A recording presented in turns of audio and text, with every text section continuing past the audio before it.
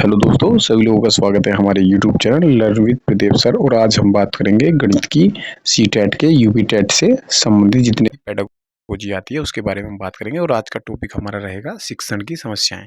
तो शिक्षण की समस्याओं से हमेशा एक या दो क्वेश्चन अदर अदर एग्जामों में मिलते रहते हैं। ठीक है, चलिए। ये क्वेश्चन बाई या एमसीक्यूज टाइप का तो है नहीं, लेकिन थियोटिकल चीज़ें आप लोग यहाँ से समझने की कोशिश करेंगे और आप लोग को मैं समझाने की कोशिश पूरी करूंगा। ठीक है, चलिए पहली लाइन से शुरू करते हैं। इसमें लिखा हुआ है कि आपकी कक्षा के कुछ बच्चे गणित में बहुत ज़्यादा कमज़ोर हैं। तो आपको बताना कि सबसे ज़्यादा तो क्या समस्या रही होगी कि बच्चे वो कमज़ोर क्यों हैं।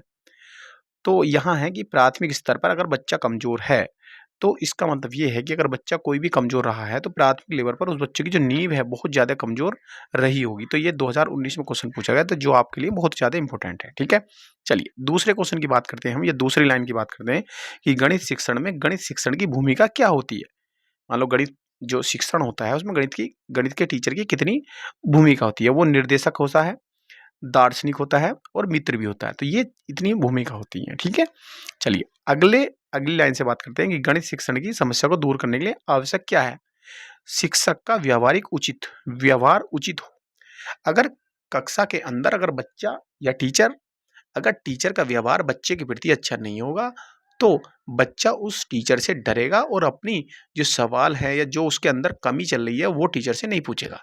और टीचर को भी क्या है, मित्र की तरह व्यवहार करना चाहिए, जिससे क्या बच्चा अपना निष्पक्ष मतलब बिना डर के अपनी बात टीचर से कहे और टीचर को ये पता चल जाए, अच्छा ये बच्चा यहाँ गलती कर रहा है, तो इसको ये चीज़ें परेशान करती है, तो मैं अपने पढ़ाने के तरीके में सुधार करूँ और इस बच्चों के दिमाग में फिट कर दूँ।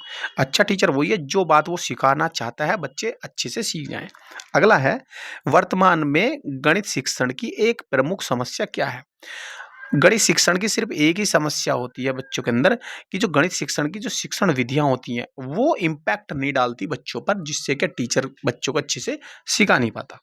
तो ये भी क्वेश्चन पूछा गया, 2016 में क्वेश्चन पूछा गया था।